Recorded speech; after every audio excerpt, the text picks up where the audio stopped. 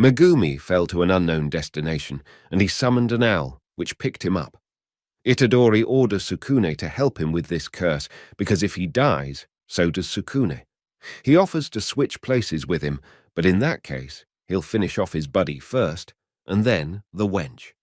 Itadori orders Fushiguro to find Kugisaki and get the hell out of here while he distracts the curse. That's the only option. Itadori has no idea how to use the cursed energy, and that monster is damn strong. It's literally melting him.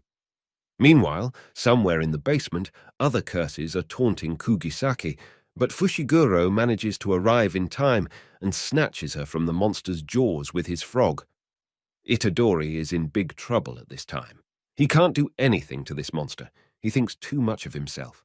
Curses come from people's negative emotions, so he needs to concentrate that energy in one place and punch the monster. But in practice, it's not that simple. Suddenly he heard a howl. It was Fushiguro signaling him to leave. At that moment, Sukuna took over Itadori's body and thought the curse would go after him. The monster, though, was of the highest level, but it didn't splash with reason and tried to kill Sukuna, for which it paid the price. It had an attempt to grab Sukuna, but after that it was left without an arm and received its fatal blow. Itadori sent Kugisaki to the hospital along with Kiyotaka Ijichi, and he doesn't understand what he should do now. He doesn't want to kill Itadori if something goes wrong.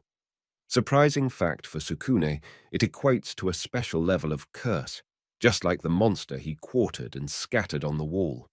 With a sinister grin, it spliced its limbs together, but it had no idea what the cursed magic was capable of.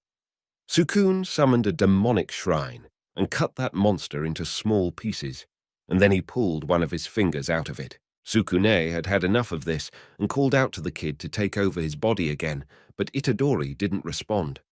Fushiguro ran to them, but the inner space was already gone, meaning the curse was dead, but Sukuna appeared beside him.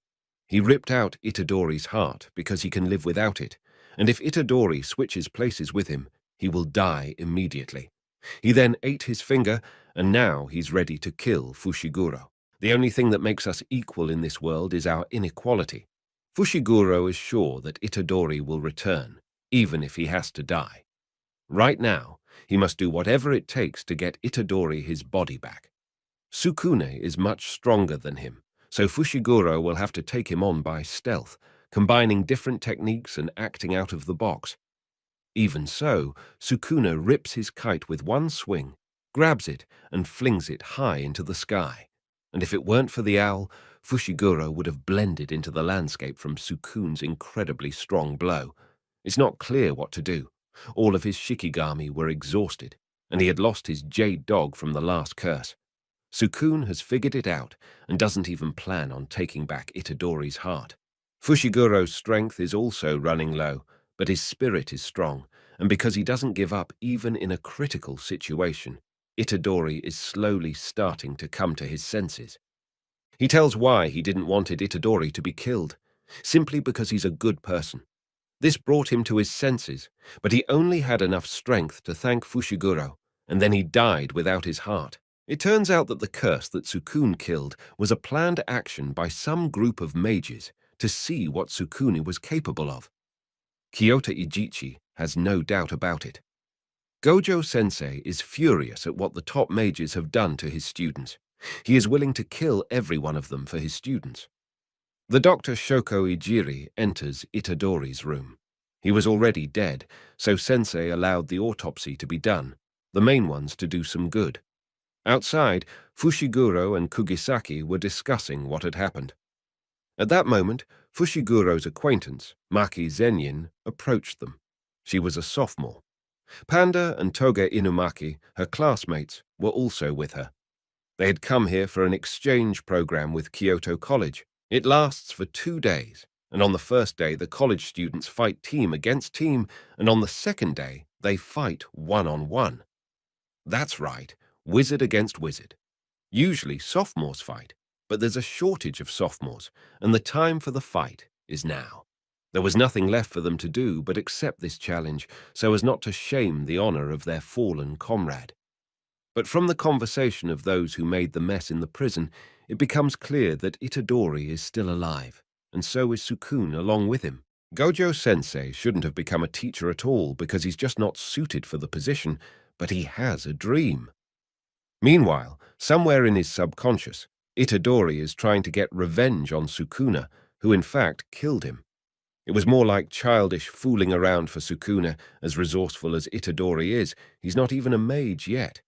Right now, they are not in hell, but in Sukuna's soul, and if Itadori agrees to his terms, he is willing to give him his heart back.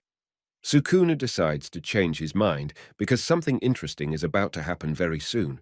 He offered him a restraining vow that Sukuna can't refuse, and in return, Itadori will give him control of his body for 1 minute on the condition that he doesn't kill or maim anyone. Sukuna stood up with Itadori and was immediately punched in the face. Before he could say he was about to punch him in the face again, his head split in two. The story of Itadori proves once again that high mages are ugly and only care about their own skin. His dream is to get rid of them, but there is no sense in killing them, so he decided to raise strong and intelligent companions. All of his students were about to become as strong as him and Yuji too.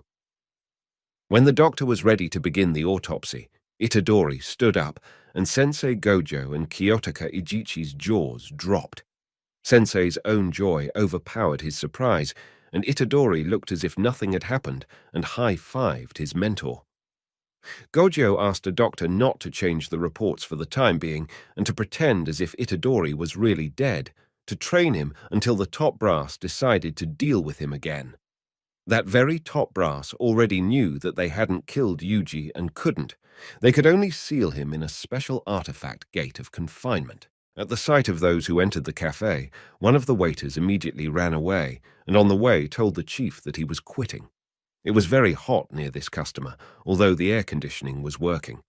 When the chief came to their table, one of the curses simply sizzled him, and in order not to attract attention, he burned all the staff who worked in this institution. This curse offered a deal. If Geto would give him the imprisonment gate, he would personally kill Satoru Gojo. Fushiguro decided to stop by Tadashi Okazaki's mother's house. He was already dead, but all he had managed to salvage was just his prisoner tag to make it easier for her to accept his death. After that, he went to train with the senior students from Kyoto. They need to train close combat, since they are weak at it. Meanwhile, Yuji Itadori is being trained by Gojo-sensei himself, also in close combat. He's the strongest magician, but that's what he calls himself. As an example, he used cursed magic to throw bottles with various techniques. However, he will not be able to learn everything, because with some skills, a mage can only be born. Of course, this is not what Itadori expected, but that's for now.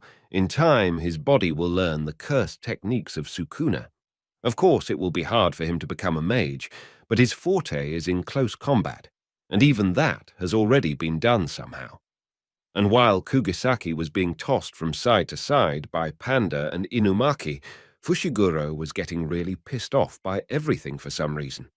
Itadori, in order to use cursed magic in his strikes, one must learn to control his negative emotions so as not to drain energy in vain. And for that, he has to do one very difficult exercise: watching movies.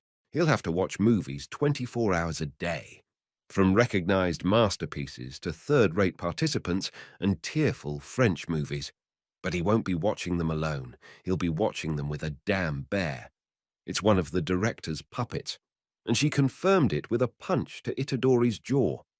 This doll constantly needs to be filled with cursed energy, and now Yuji's task is to watch at least one movie to the end and not earn new bruises. Sensei Gojo immediately recommended one movie to Itadori, but along with the recommendation, he spoiled what happens at the end. The other students' preparations are also in full swing. Fushiguro really doesn't understand where they carry their weapons. It's so inconvenient. But he's more interested in the question Sukuna asked him: why did he run away? He seems to have thought of something.